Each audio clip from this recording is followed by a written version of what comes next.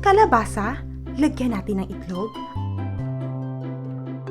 Aba, ang resulta, perfect ulam sa breakfast. Well, ito na naman ang inyong madiscarding kusinera. It's me, Hey Eyes, at today bibigyan natin ng bagong twist ang inyong kalabasa. At kung bago ka pa sa channel ko, don't forget to click the subscribe button below and push the notification bell para ma-update kita sa bago nating yummy recipe.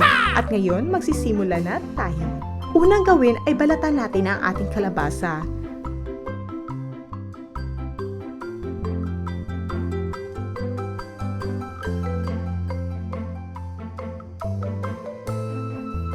Then ating i-grate.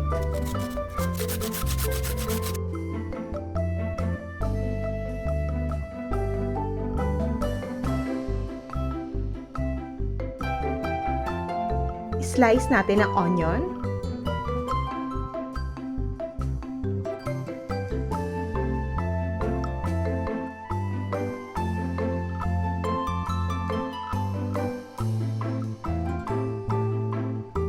At ang garlic at ang sibuyas dahon. Ito na, nakaprepare na ang ating masangkap. Of course, samahan natin ito ng itlog. Ihalo na natin ang minced onion,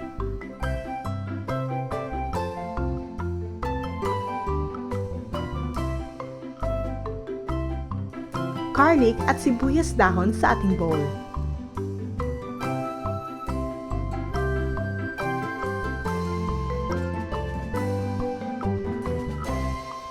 Then, ihalo na natin ang isang itlog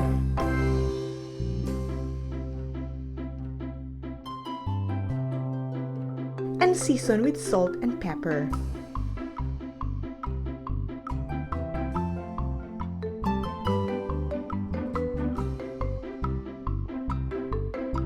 At lagyan din natin ng corned beef, any brand po will do.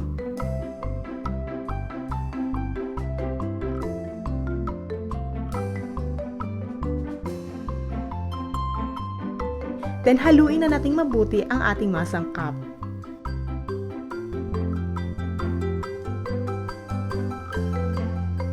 At lagyan natin ng 2 scoop ng flour at 2 ding scoop ng ating breadcrumbs. Then, haluin natin itong mabuti.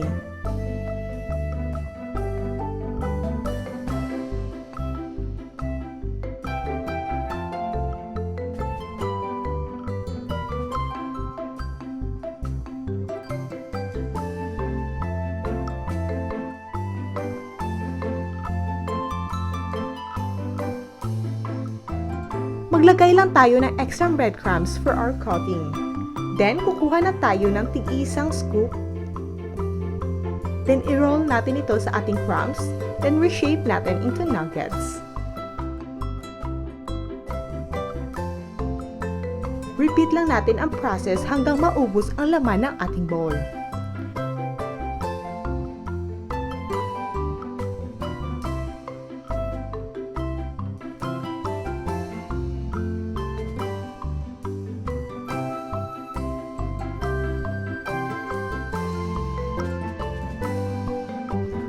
There it is, guys. It's all ready to cook.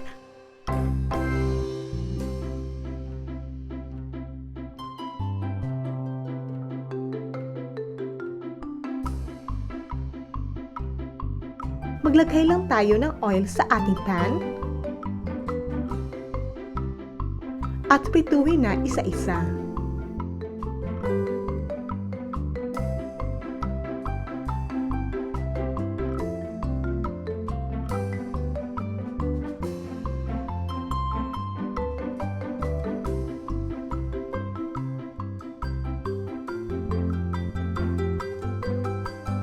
Baliktarin lang hanggang sa maluto.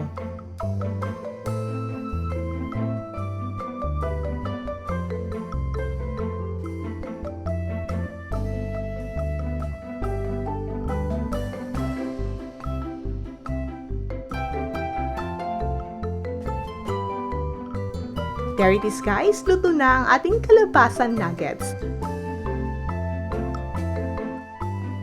Perfect itong ipare sa ating ketchup with mayo. Kaya sa ating mga momshies dyan na gustong magluto ng panibagong twist sa inyong kalabasa, well, ito na ang perfect recipe na tiyak magugustuhan din ng ating mga kids. Salamat muli sa inyong panunood and don't forget to click the subscribe button below and push the notification bell para sa susunod nating tipid recipe. It's me, Hey Eyes, ang inyong madiskarteng kusinera.